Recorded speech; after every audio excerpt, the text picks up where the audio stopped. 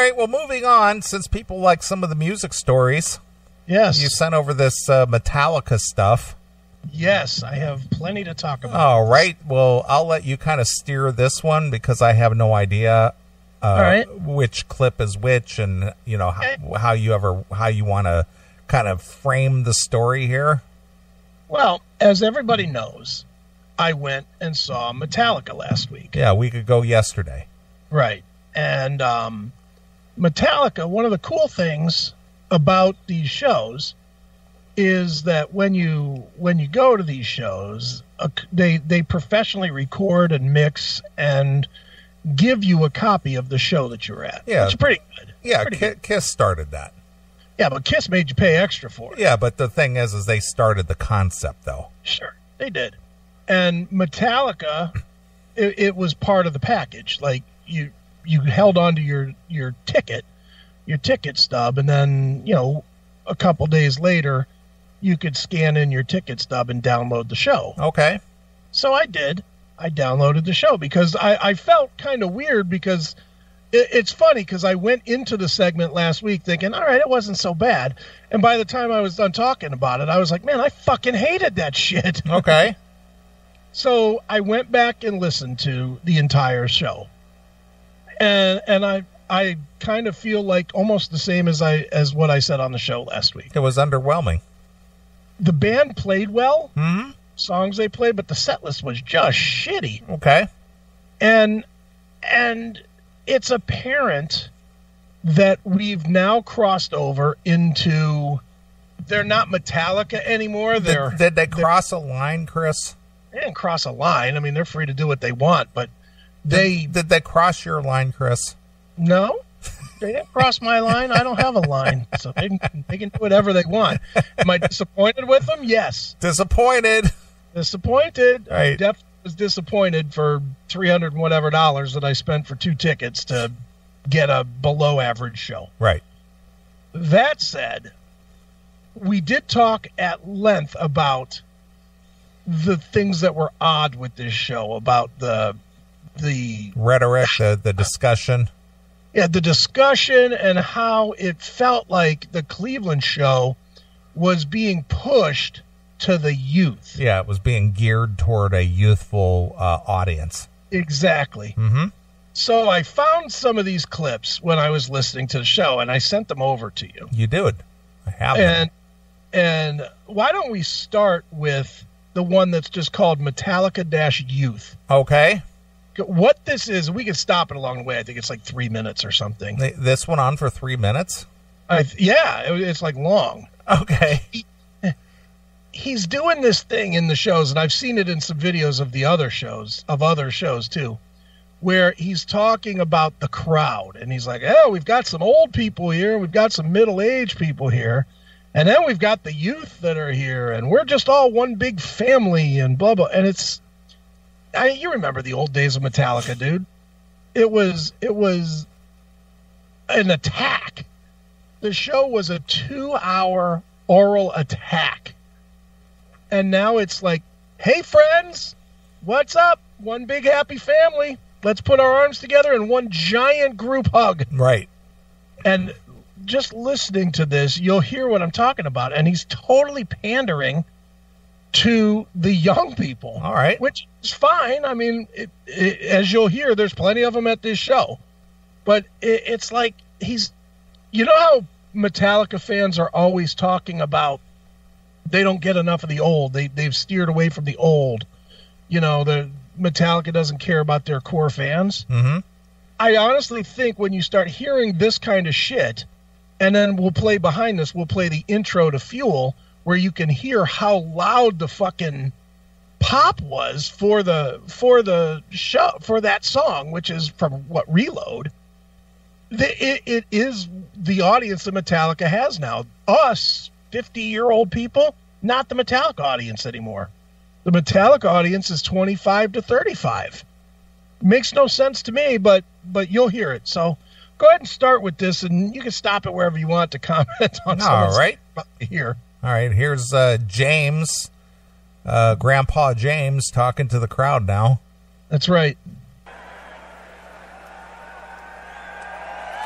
Hey, that wasn't so bad, huh? Did y'all see a bunch of little white things flying in the air? You saw that too? Whew. No? You're freaking me out. All right. What is that? In the song Moth to the Flame. Yeah, I know. You said they had drones flying around and all that stuff, but I'm just like, did you see them too? Yeah. Ooh, what is that? Ooh, yeah. He just sounds like an old man. I know. All right. It was funny. I'm standing over there. There's a girl. She couldn't believe what she was seeing. She's like, She couldn't believe it. She's amazed. Yeah. It's a drone. Amazing. I can't believe it. They're flying drones in this arena. How can that be? Okay. like, yep, we're that good. No. All right. So, hey, guys. Yeah, hi. We're doing a show here. Hey, while I have a microphone, and while you have one ear that's hopefully working at this point, I want to say, speak for the whole band and say we are very grateful. We're extremely happy to still be up here doing what we love doing after 38 years.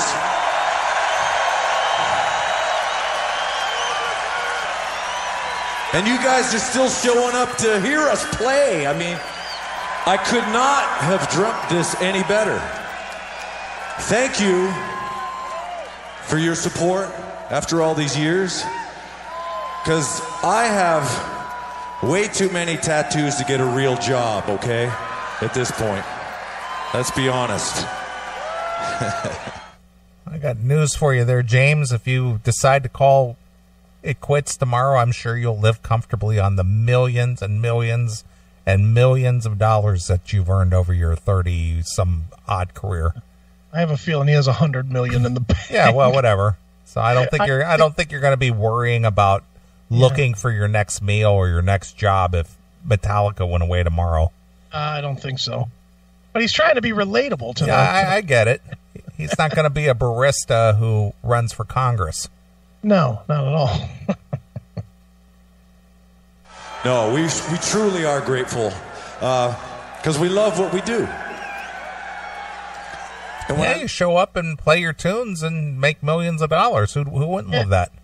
He probably made $2 million showing up tonight. Yeah, who wouldn't love doing that? He probably made more than most people make in like 20 years tonight. Yeah. Yeah, I love doing that too. Yeah, I'd love to do that. Sure.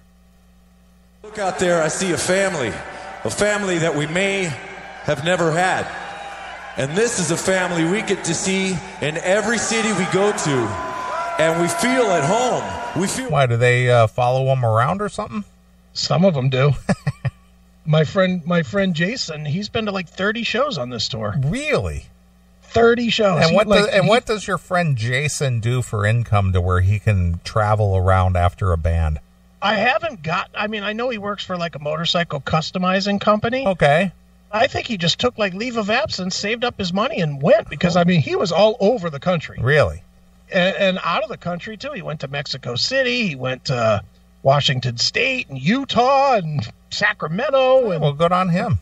I mean, he's been all over the country seeing these shows. Well, if he's got that kind of scratch and have that kind of wherewithal and that freedom, I admire the guy.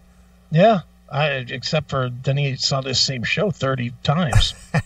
All right. That's got to be Welcome. tough. We feel like one, okay?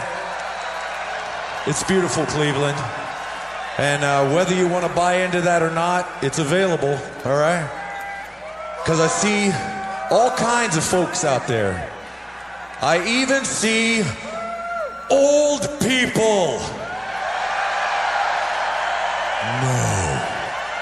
No. Hey, don't look at me. Yes, old. Old and I'm proud, you know what I mean? I've earned this silver, okay? That's how I like to say it. So there's wise, older Metallica family members here tonight. We know that. Thank you for coming. We have lots of middle-aged people out there who are taking names and kicking ass and working hard to raise their families, themselves, or their... Wow, he's all about the whole families, isn't he? He's way in on the family thing. Yeah, I know. I think he used the word family at least a half a dozen times already.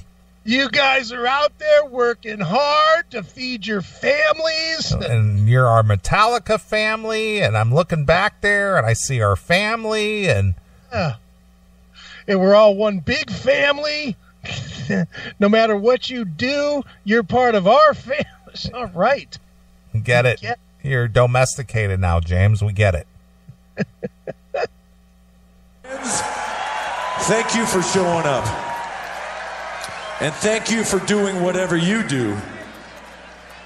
And we also have the youth of the Metallica family. He used it again. Yeah. But look, go back just a little bit because I want you to hear the pop on this. It's like the biggest pop of the three. All right. Let's move this back just a tad. All right, here we go. And thank you for doing whatever you do. And we also have the youth of the Metallica family. Yes, Lars is here. You're in denial, buddy. Sorry.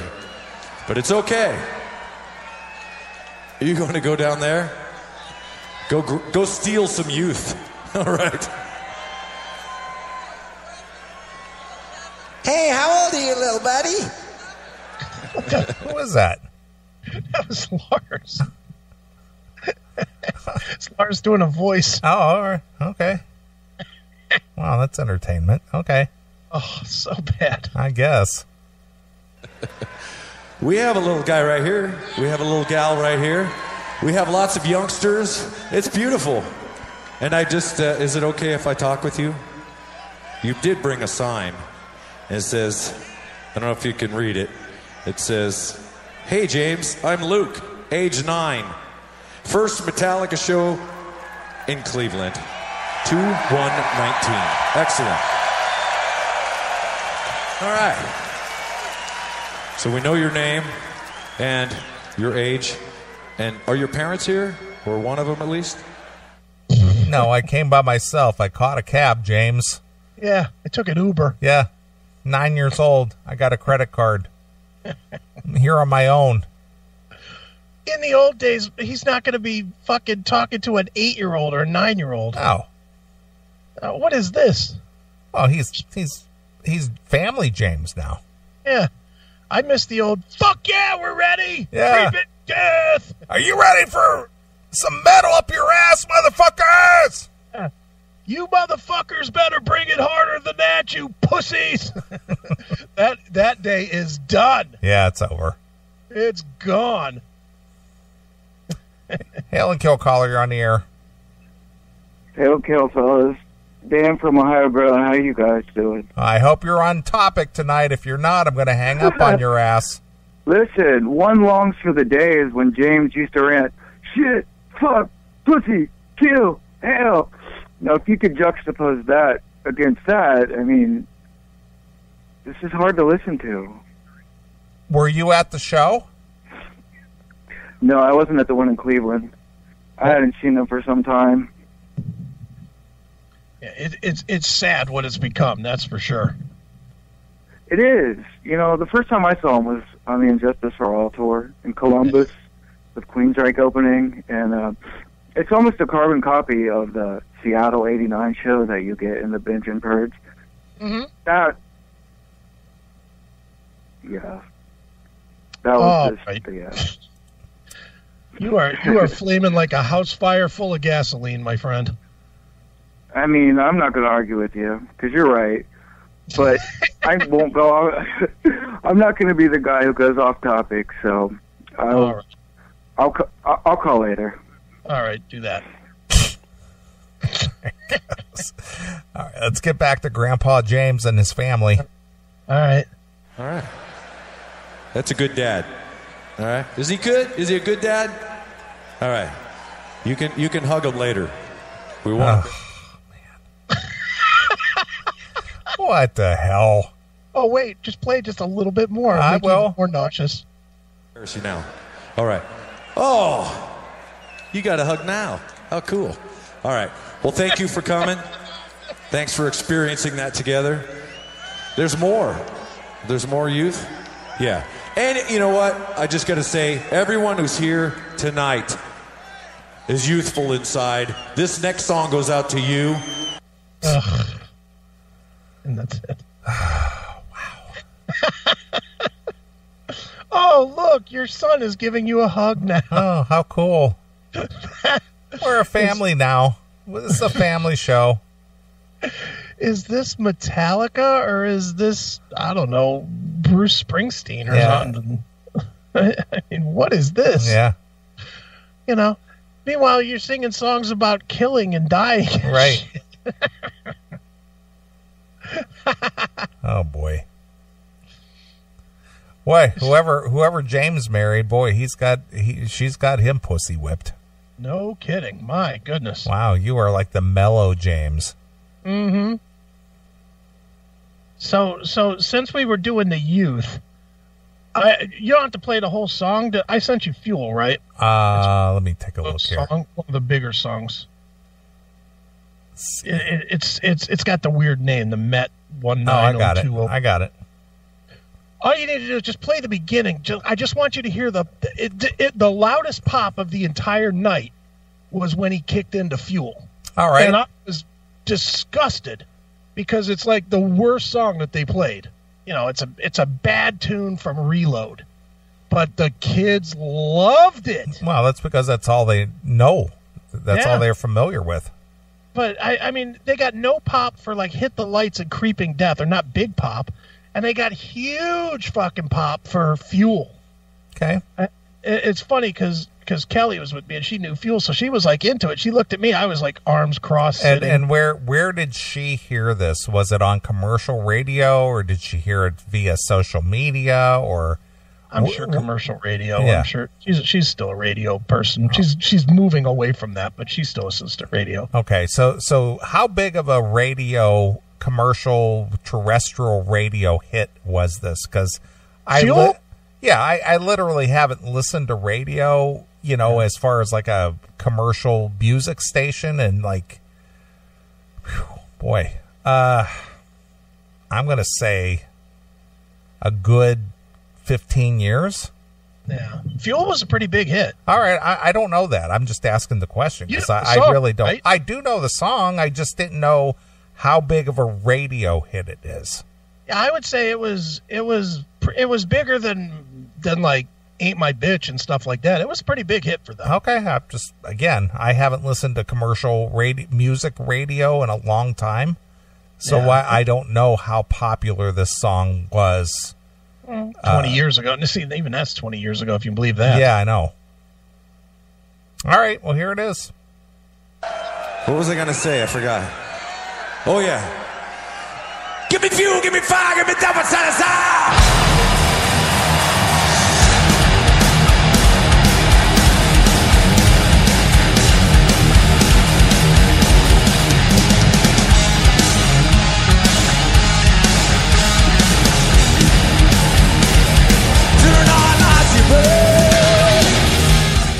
Well, I will admit, I will take your, agree with you that the band sounded very tight. In parts. I'm just judging by just that piece that I just played. In part, and Fuel sounded good. But it's good that you went this direction because I also sent you over a segment. It's called Metallica-Bad Drumming. Yeah, I got that. Mm-hmm. This is during Creeping Death. And I was listening back to it this week, and I don't know, you probably didn't listen to when me and John were doing our show when you were in NAMM. No. We talked about how bad, we had a discussion about what's worse, David Lee Roth. What ruins a band more? David Lee Roth ruining Van Halen live or Lars ruining Metallica live? Okay. And I still stand by David Lee Roth by a long... Yeah, well, I can deal with subpar drumming. Yeah. But when you're watching some guy up on stage with poor vocal delivery and acting like a vaudevillian character. Exactly. That's hard to watch. Exactly. But I'm listening on Thursday or Friday, whatever day I got these MP3s, and I was listening to Creeping Death, and wait till you hear this awful, clunky delivery from Lars. Okay. He's missing beats, and he's like a half beat off in some segments, and just, I don't know how else to put it other than clunky. You know, I mean, and admittedly, the song is a fast song. It's disjointed. It's very disjointed. Okay, well, just in that little piece that I heard in my headphones, I will have to give it to Metallica that you and I both know that bands have done live records over the decades. Sure. And released it as an official release. Sure. But just in the little piece that I heard there, I got to hand it to, and I know a lot of it has to do with modern technology, but the production sounded pretty damn good, and they did it within a matter of like 2 days, right? Yeah, I think it took like a week getting these, but even so, I mean, they're doing every show on the tour. And I get it, but my point is that years ago, when bands would release a live show, it would take months. Yeah, well, Metallica clearly has the money, because, like, as an example, I also got the copy of the show that Glenn Hughes played when Glenn Hughes. Yeah, that is true. You did share that with me. Yeah, in October, whenever that was. And the audio was not nearly as good as this. Right. And admittedly, it's because Metallica makes millions and Glenn Hughes does not. Right. But I know I said it last week, and I'll say it this week. Their playing, for the most part, was solid, and the sound was very good, and you can hear it here. The sound is very good. Just it's this particular part. Okay. Very sloppy from Lars. I mean, it's just not very good. Lars sounds awful in this. Okay. All right. Well, let's give this a listen. All right.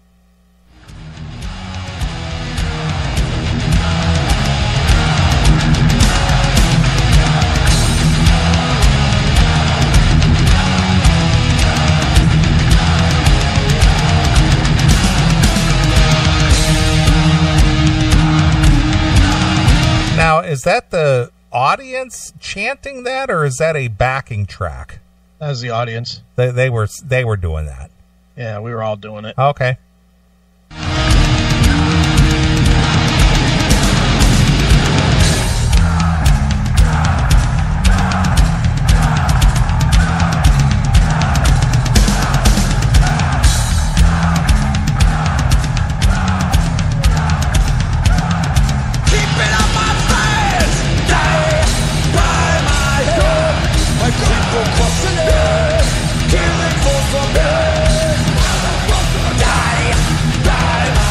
Now, did he say fucking die? Trujillo did, because James doesn't swear very much anymore. Well, I know, but I did hear that, right? Yeah, Robert Trujillo. Well, what is the family going to say about that? Well, he's the newest guy. Yeah, I know, but he's got a 9-year-old down in front that's hugging his dad, and they're swearing on stage. He used the F word. He dropped an F bomb. Maybe that's why James needed to know if his dad was there, to make sure that he had the safe space. Oh, okay. Because I totally disapprove of Metallica swearing on stage in front of kids. Yeah, what about the children? I think we heard 3 or 4 F-bombs during that show. Yeah, what about the children? I know, and there was a lot of them there. I'm just offended at this. I am too. I mean, next time you go to a metal show, Chris, please keep in mind, what about the children? I will. When I see Don in 2 weeks, I'm like, Don, you got to keep the language before here, sir. And remind him, what about the children? I am. I'm going to say, dude, instead of saying fuck, why don't you say John 3:16? Yeah. He lives. Or he is risen, or whatever that is. Is that he is risen? For God so loved the world. Yeah, that's right. He gave his only begotten son. Yeah, that would be great if Don said, I'd like to dedicate this song to Jesus, because he has risen, according to the book of John. Right. And speaking of John, here's John Levin. Right.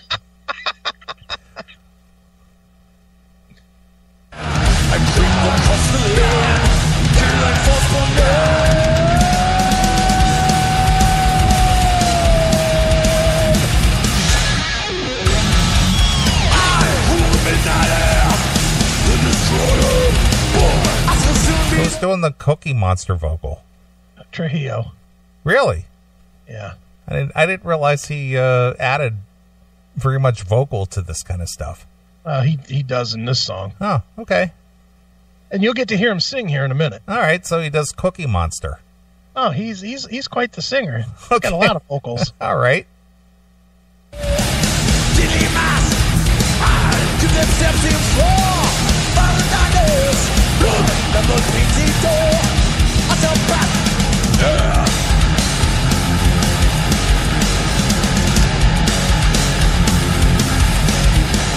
Come on, so let it be written, so let it be done. I'm changing my to the world. So let it be written, so let it be done. To kill the false son, I'm creeping dead. Yeah.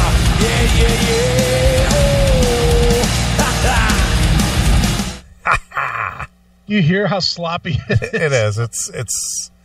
It's not precision, and it's not aggressive. And it doesn't have any double bass. Yeah, it's very just formula. What's the word I'm looking for? Formulatic, or what's the word? Formulaic. Yeah, that's it. That's the word I'm looking for. But yeah, it's definitely not aggressive drumming at all. It's just keeping time. It's like Ringo Starr. Yeah. Yeah, it's certainly not an aggressive beat. It's just keeping the time. Yeah, it's just what happened. I don't know. I mean, I know it's cool and whatever to say that Lars sucks and whatever, but he used to be a good drummer. I mean, in those early days, it's hard to argue how good he was. In the first 3 albums anyway, that fucking guy could play. Boy, he is totally mailing it in these days. Mm-hmm. Holy shit.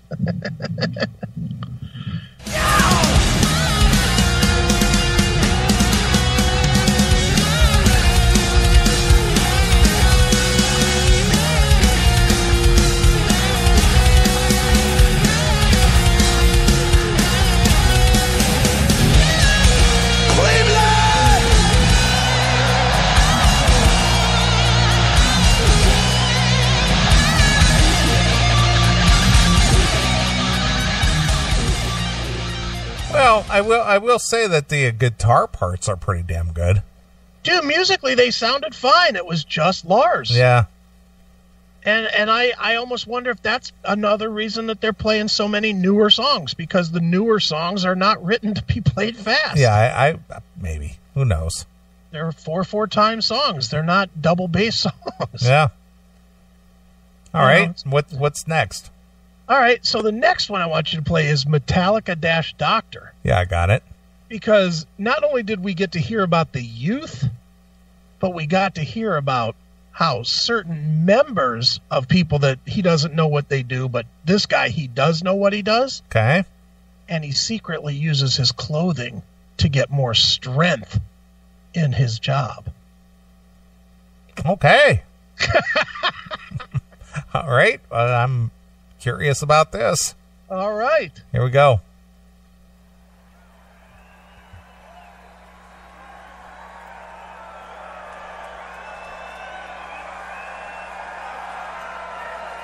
Okay. Got warm in here. You can take a log off the fire. Okay. I got a shout out to a friend of ours who, I don't know. I'm not sure what you do for work. Sometimes you got to wear a uniform. But I remember when we played the S&M concert. Remember that one with the symphony? They had to wear suits and ties. Yeah, we try to forget that. None of us listened to it. Yeah, we were trying to pretend that chapter in the Metallica family career did not exist. Even me as a diehard, that got played exactly once, and it will never be played again. Yeah, it went right in the same circular file as Lulu. Yep, exactly. All right. Harp player underneath, he had a Metallica shirt on. So I'm not sure what you do for work, but a friend of ours, Dr. Francisco Brune, he is a doctor, and he wears that under his uniform. That gives him some, who knows, gives him a little extra power. We love that. Wow, that's a great story that some doctor wears a Metallica shirt under his, lab coat. What is he talking about? I don't know. This is Metallica. I know. A good friend of ours, he's a doctor, wears a Metallica shirt underneath his doctor coat. And he also played the harp in the symphony. Yeah, that's great. Who are these guys? People got to work, and you got to enjoy music as well. People doing their jobs, we love helping them out. We got a song from Hardwired to Self-Destruct to play. I hope you want some more from that album. Do you like it? All right. Yeah. Hardwired to Self-Destruct! Okay, all right. Anyway, we're going to play it anyway because it's on the set list. And I don't know what to do when it's not on the set list, so. This one's about addiction. Choose your own. Moth into Flame. You know who he sounds like? Who? Jeff Tate. He does not have good stage rap anymore, that's for sure. No. It is definitely new age Metallica. It really is. Wow. Okay. Well, I'm glad you spent all that kind of money to see that. Well, I haven't gotten to the final clip. All right. Got the final clip. As we talked about, he did a medley to Cleveland. Oh, okay. They did it was Kirk and Trujillo did a medley to Cleveland, which included James Gang and Michael Stanley Band. Stanley's My Town.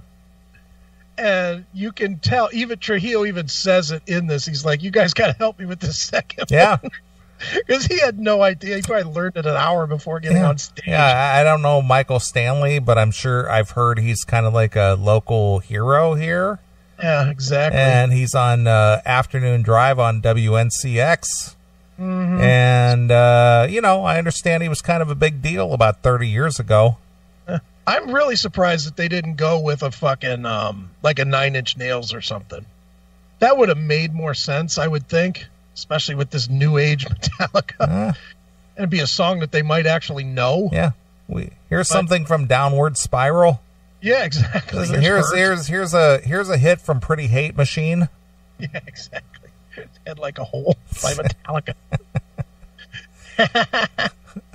So yeah, you'll like this. This is it's weird too because it doesn't have any drumming and it has Trujillo singing instead of Hetfield.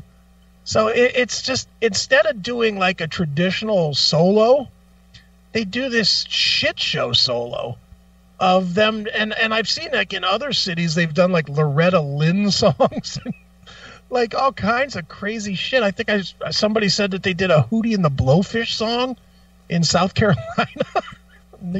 Again, they're trying to capture the local flavor, I guess. And I appreciate that, but it was a tough 7-8 minutes to sit through. Okay. So but yeah, go ahead and play a little bit. Well, just for the fans who are abroad of Cleveland, and I know we talked a little bit about this before. Yeah. Why don't you give a little background on Michael Stanley Band? They were huge in Cleveland. I mean, huge. Like I'm a huge fan, although Michael and I do not necessarily get along real well. but I'm a fan of his music.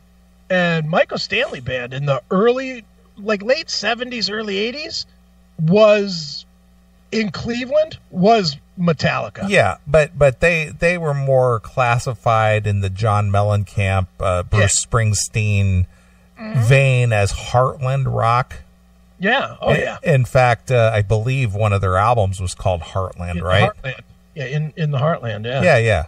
So just to give you a little context as to who they're paying tribute to, is Michael Stanley Band is more of a Heartland style. I won't call it country music. It's more just kind of like folksy rock. Right. You know. Yeah. Yeah, I mean, Mellencamp's a good analogy of it. But here, and that might have been, but that was probably before you lived here. Michael Stanley was fucking enormous. I mean, I saw Michael. He played. There was a place here called the Front Row Theater. Yeah, I used to go there. I've been there a few times. So they did one December. They did 10 nights with Michael Stanley, and he sold out all 10 nights. And I mean, the place held what, about 3,000 people? Yeah, roughly? It wasn't a big place. It had a circular stage in the middle that actually rotated around. Yeah. It was like the original in the round location. Yeah. But he sold like 30,000 tickets in 10 days in one city. And then there was another time he played in the parking lot of Cleveland Stadium. Like he set up at the back of the old Cleveland Stadium parking lot. And they estimated 80,000 people came out to see him. Well, didn't he sell like two or three nights at Blossom Music Center? Yeah. In the early 80s, like 82 or 83. Well, that was when I was in high school, and I know it was pretty big then. Sure. And then I think, if I'm not mistaken, the band Breathless. Oh yeah. I think they opened those shows, and they became Donnie Iris's from Pittsburgh. His band. They became the Cruisers. They were Donnie Iris and the Cruisers.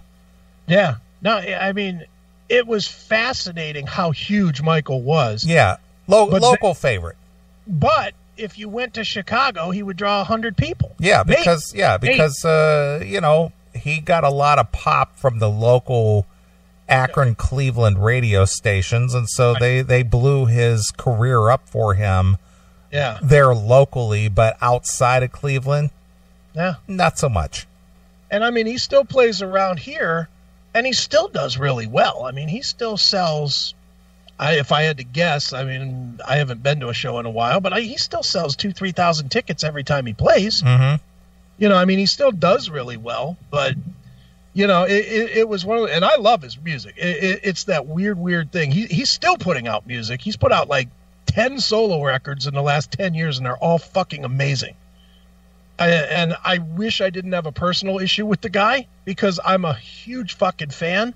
And it's one of those things where I literally will, you know, unlike certain other people that I've had personal issues for, and I've just like disowned them from my music listening. Michael is the one guy that I don't like him as a guy, but I still listen to his music fucking all the time, because I can't take that piece of me out of my listening. Right, I get you. You know, it's one of them things. But. All right. Well, now that you kind of, people outside the Cleveland area kind of have a context as to who Michael Stanley is, when Metallica does a little tribute, now you understand. Right, exactly. All right, here we go. This is Metallica doing a tribute to Michael Stanley and the James Gang. Right, they do James Gang first, and then they transition into Michael Stanley. All right, here we go. So, Cleveland, Robert Cleveland. That's my brother, my buddy, Robert Trujillo, okay? And my other brother, my other buddy, Mr. Kirk the Ripper Hammett. I thought that was Tim Owens. Ripper's from Ohio. So they're climbing onto that, I guess. That would be Tim Ripper Owens, not Tim Ripper Hammett. Kirk Ripper Hammett. Well, it's Tim Ripper Hammett. All right, here we go. Don't be shy. Just, mingle. No. Okay. They're going to have some fun up here. I don't know what they're going to do. You don't know what they're going to do. So let's embrace the unknown, shall we? You guys... You know what they were going to do, James. You wouldn't be making a break in the set if you didn't know what they were going to do. Yeah. Didn't you hear him in the jam room working these songs out? Know what you're doing either? Cool. All right. We're going to have some real fun. Okay. Enjoy it if you want. Well, what if you don't? Then what? Trust me, there are many that wondered that once they started playing. All right. All right. So, welcome to Metallica's Polar Vortex Party. Tonight, it's time to get loose. And a couple of songs you might know. And if you do, sing them, especially on the second one. Help us out with the chorus. Are you ready? Yeah, because I don't know what the fuck this is. Who the hell is Michael Stanley? They just told me to learn this. He probably played it on an iPod in the back like twice, and the two of them fucked around with it a little bit. And that was it, because he was reading the words off of some kind of... Well, of course. I mean, he probably had no idea. It's just like, hey, a local favorite here is Michael Stanley Band, and since we're doing these tributes to the local favorites... you guys need to work this up real quick. Yeah, let's see what you got. Okay. Kurt.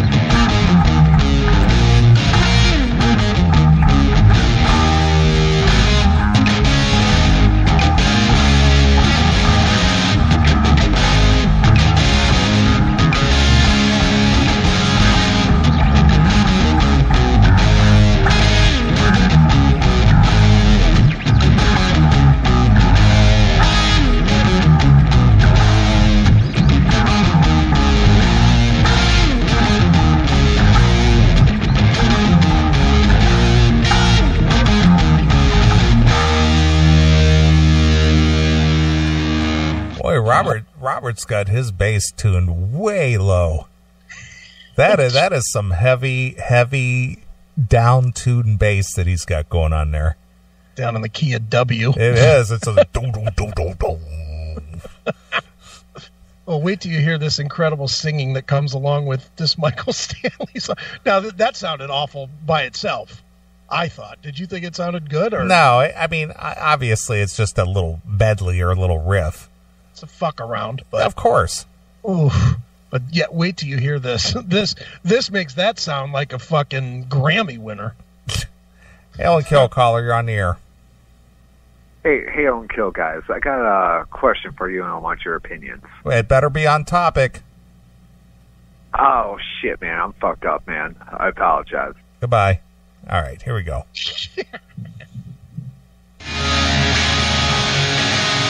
Come on! No Michael Stanley Band, come on, locals.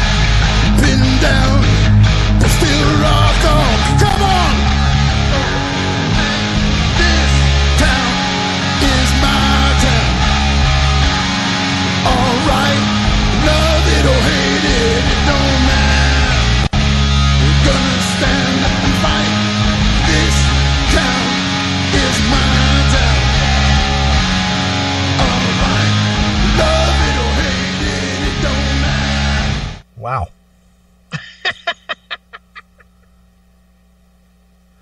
Oh. Well, for context here, Yeah. let's hear the real one. All right, go ahead.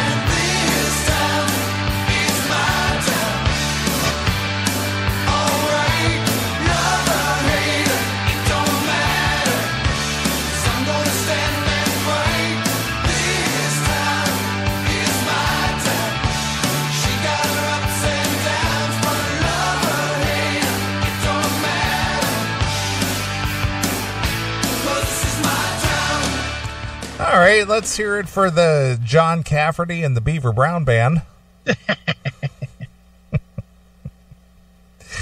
All right, now let's get back to Metallica covering that gem.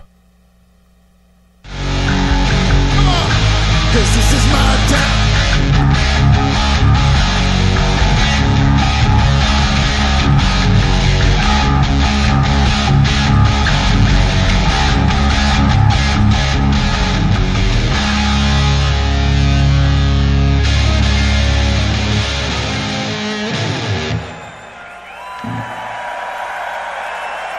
Wow, people are going nuts for that.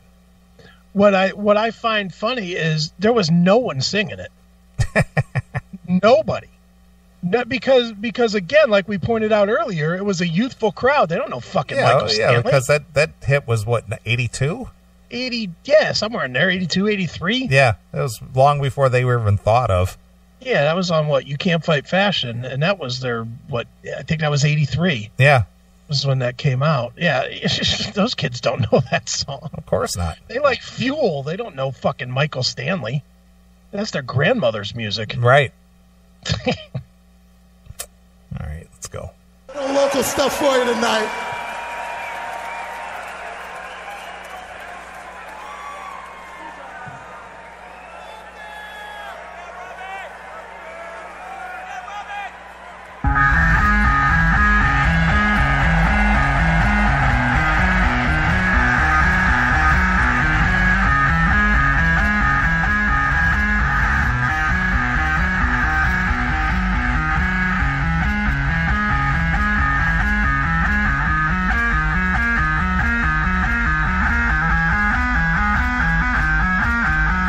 What is this, maggot brain? It's just, you could stop there. We don't need to hear more of this. I think that's maggot brain. It just was not good. It just wasn't good. Well, they're just trying to be relatable to the local crowd. I get it, and I'll be honest, I hate fucking guitar solos more than anything, but that wasn't the answer. They could have mixed in fucking Ride the Lightning or Hit the Lights or something. I think it's this effort to kind of be relatable, to say, you know, we're hip and we're down with what goes on here local, you know, we're everyone, we're the everyman band. Yeah, we're all one big family. Yeah, we're down with you. Yeah, we celebrate our family here in Cleveland with some Cleveland music. Right, of course, because we're down with Cleveland. Of course we are, because this is our town. Right. Every town is our town. Yeah, because your town is my town. Yeah, all right. Love her or hate her, it don't matter. Exactly. Because they're going to stand and fight. Well, I'm sorry that was your experience. Well, I'm going to have another high dollar item experience coming up in August. And what would that be? Slash. Dude. Is that a high dollar show? 4 tickets, $650. Oh, okay. So let's $650. So what are you paying? $125 each. Really? Okay. Where are they playing? At the casino? Yeah, at the casino. But check this. So the tickets went on. So you want to talk about the Guns N' Roses impact? The last time I went to see Slash, I think I bought tickets a week before the show. Okay. And I sat maybe 10 rows back, but on the side. All right. So tickets went on sale on Friday at 10 a.m. I got in exactly at 10 a.m. I get greeted immediately to the site is busy. Please wait. You'll get in a minute. Okay, so I waited. I finally get to where they display the tickets at 10:02. 90% of the tickets are gone at 10:02. Mm-hmm. I go to buy 4 tickets because I was buying 4. They're gone. It lets me pick them, and then it says, "Oh no, somebody else beat you to those." Mm-hmm. So then it goes back through the cycle again. It says, "Okay, you're gonna have to wait to get back in again." I waited to get back in again. A minute later, there were no tickets together left. There was like 12 tickets total that were still available at 10:03. So I ended up going to StubHub and just buying them before they all got marked up. Because I knew that, you know, if I would have waited till even that afternoon when they found out that the show was sold out, they'd have been $200 a ticket. Of course. So I just went and bought them real quick on StubHub, but they cost me. And I got good seats. I mean, I'm center, like I think maybe 8-10 rows back. So I got really good seats, but $125 a ticket. Yeah. How is it that tickets go from the ticket vendor to StubHub within minutes? Gee, I don't know. I can't imagine that Ticketmaster has some direct agreement with them. Yeah. I can't imagine that I was able to get exact tickets, you know, to a section and seat numbers and everything 3 minutes after fucking they went on sale. And a group together. Yeah, and group together. 3 fucking minutes. Yeah. Fuck you, Live Nation. I spent the money with you, but you're still a bunch of cunts. Yeah, I agree. Fucking cocksuckers. All right, well, let's play a tune or two since we were talking about Metallica here. Why don't you pick out a Metallica tune you'd like to hear? I would like to hear. Do you have Binge and Purge? Let me see here. Live ship, Binge and Purge? I probably do, but I don't see it. What the bloody fuck? No? No. All right, then go with From Ride the Lightning. Okay. Go with Ride the Lightning. All right, that works for me. All right, we're going to play a couple of tunes. We'll be back. Everybody go get a drink. Use the shitter, use the pisser, whatever it is that you do, and we'll be back. So here it is. It's Metallica with a classic from Ride the Lightning, exclusively here on your classic metal show.